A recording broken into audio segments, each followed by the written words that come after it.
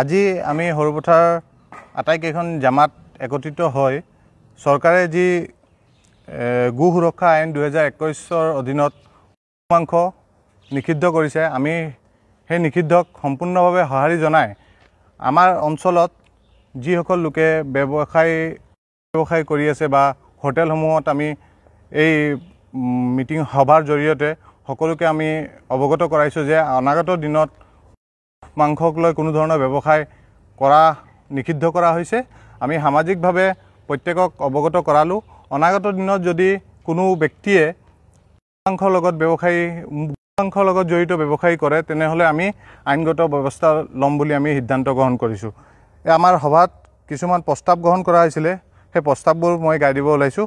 অসমত বলবদ্ধ হোৱা গো সুৰক্ষা আইন 2021 অধীনত সৰুপথাৰ অঞ্চলৰ সকলো মছজিদ সমিতিয়ে মাংস নিষিদ্ধ ঘোষণা কৰাৰ লগতে এই মাংস লগত জড়িত যিকোনো ব্যৱসায়িক কোনো ব্যক্তিৰ জড়িত হোৱা খবৰ পালে তেওঁলোকৰ বিৰুদ্ধে আইনগত ব্যৱস্থা গ্ৰহণ কৰাৰ প্ৰস্তাৱ গ্ৰহণ কৰিলে। আজি আমি সৰুপথাৰ আটাইকেইখন জামাত একত্ৰিত হৈ চৰকাৰে যি গো সুৰক্ষা আইন 2021 অধীনত মাংস নিষিদ্ধ কৰিছে, আমি সেই নিষিদ্ধক সম্পূৰ্ণভাৱে সঁহাৰি জনাই আমাৰ অঞ্চলত যিসকল লোকে ব্যৱসায় কৰি আছে বা হোটেলসমূহত আমি এই মিটিং সভাৰ জৰিয়তে সকলোকে আমি অৱগত কৰাইছোঁ যে অনাগত দিনত মাংসক লৈ কোনো ধৰণৰ ব্যৱসায় কৰা নিষিদ্ধ কৰা হৈছে।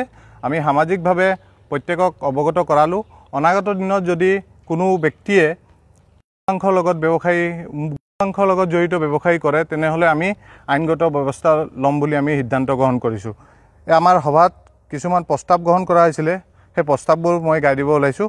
অসমত বলবদ্ধ হোৱা গো সুৰক্ষা আইন 2021 অধীনত সৰুপথাৰ অঞ্চলৰ সকলো মছজিদ সমিতিয়ে মাংস নিষিদ্ধ ঘোষণা কৰাৰ লগতে এই মাংস লগত জড়িত যিকোনো ব্যৱসায়িক কোনো ব্যক্তিৰ জড়িত হোৱা খবৰ পালে তেওঁলোকৰ বিৰুদ্ধে আইনগত ব্যৱস্থা গ্ৰহণ কৰাৰ প্ৰস্তাৱ গ্ৰহণ কৰিলে। আজি আমি সৰুপথাৰ আটাইকেইখন জামাত একত্ৰিত হৈ চৰকাৰে যি গো সুৰক্ষা আইন 2021 অধীনত মাংস নিষিদ্ধ কৰিছে, আমি সেই নিষিদ্ধক সম্পূৰ্ণভাৱে সঁহাৰি জনাই আমাৰ অঞ্চলত যিসকল লোকে ব্যৱসায় কৰি আছে বা হোটেলসমূহত আমি এই মিটিং সভাৰ জৰিয়তে সকলোকে আমি অৱগত কৰাইছোঁ যে অনাগত দিনত মাংসক লৈ কোনো ধৰণৰ ব্যৱসায় কৰা নিষিদ্ধ কৰা হৈছে।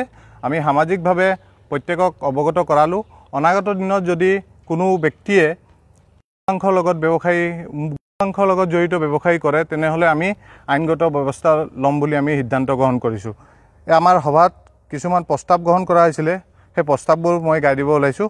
অসমত বলবদ্ধ হোৱা গো সুৰক্ষা আইন 2021 অধীনত সৰুপথাৰ অঞ্চলৰ সকলো মছজিদ সমিতিয়ে মাংস নিষিদ্ধ ঘোষণা কৰাৰ লগতে এই মাংস লগত জড়িত যিকোনো ব্যৱসায়িক কোনো ব্যক্তিৰ জড়িত হোৱা খবৰ পালে তেওঁলোকৰ বিৰুদ্ধে আইনগত ব্যৱস্থা গ্ৰহণ কৰাৰ প্ৰস্তাৱ গ্ৰহণ কৰিলে।